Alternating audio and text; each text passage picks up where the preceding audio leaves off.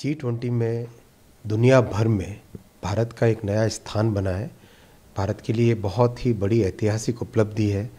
जिस तरह से आज सारी दुनिया विश्व भर में आज प्रधानमंत्री श्री नरेंद्र मोदी जी की लीडरशिप को एक ग्लोबल स्टेट्समैन की तरह देखा जा रहा है। प्रधानमंत्री जी की एक फ़ोन कन्वर्सेशन से दुनिया के सारे लीडर्स आज एक सेम पेज पे आ गए हैं। आप देखो दुनिया में इतना डिवीज़न है, फिर भी दिल्ली डिक्लेरेशन सबके सहमति से, सबके कंसेंट के साथ साइन हुआ है। बहुत बड़ी बात है, बहुत बड़ी उपलब्धि है कि विश्व में भारत का एक नया स्थान बना है और विश्व में भारत की स्वीकार्यता का एक नया लेवल मिला आज। सर, एक G20 सम्मेलन में अमेरिका, भारत, सऊदी अरब और संयुक्त अरब अमीरात, यूरोपीय संघ मिलकर रेलवे और बंदरगाह को लेकर के जो समझौते हुए उसका निवारण, उसको लेकर के क्या इतना उपलब्धि है ये अपने भारत के रोजगार के लिए और इसको वैश्विक पहचान की?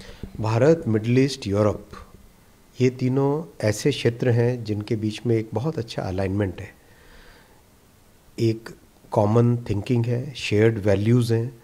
ऐसे में प्रधानमंत्री जी का बहुत अच्छा विजन था कि किस तरह से हम भारत के जो वेस्ट कोस्ट के पोर्ट्स हैं, गुजरात, महाराष्ट्र, गोवा, कर्नाटक, केरल, इन सब पोर्ट्स से सामान जा सके सीधा मिडिल ईस्ट के पोर्ट्स में, यूएई में, सऊदी अरेबिया में, वहाँ से रेलवे लाइन के ज़रिए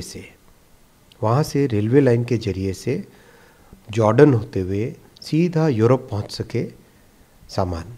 तो इससे जो आज यूरोप और भारत के बीच में जो दूरी है वो कई हज़ार किलोमीटर कम हो जाएगी, हज़ारों किलोमीटर की दूरी कम होगी। साथ ही साथ भारत, यूरोप और मिडिल ईस्ट के बीच में व्यापार बढ़ेगा, ट्रांसपोर्टेशन बढ़ेगा, नई सुविधाएं बनेगी और देश के लिए बहुत सारी नई अपॉर्चुनिटीज़ बनेंगी।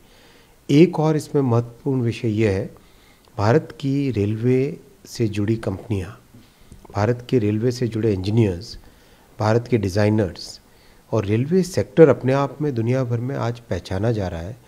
तो ये प्रधानमंत्री जी की जो उपलब्धि है, अब ये इस उपलब्धि को विश्व भर में निर्यात करने की क्षमता में हम लोग आएंगे।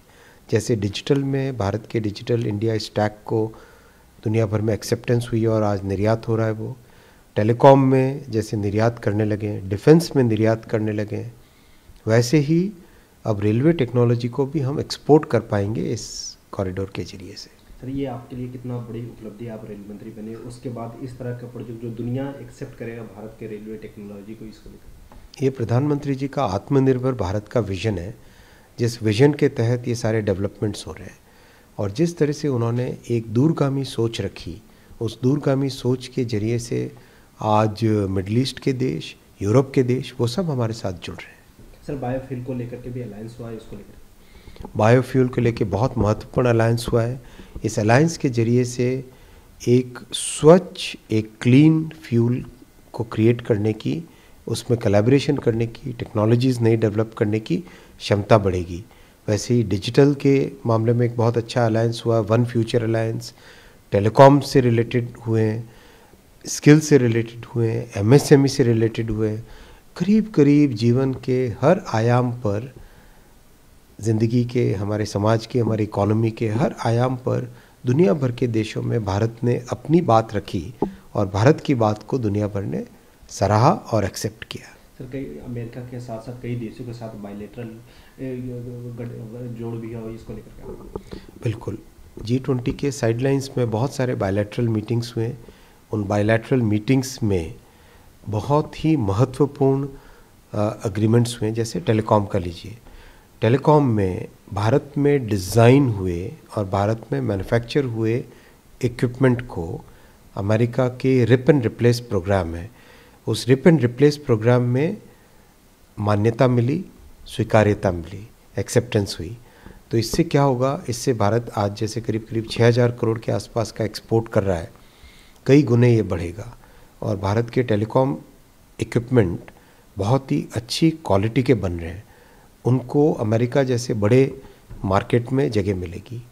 तो इस तरह से कई ऐसे बायलैटरल समझौते हुए हैं जिन समझौतों से देश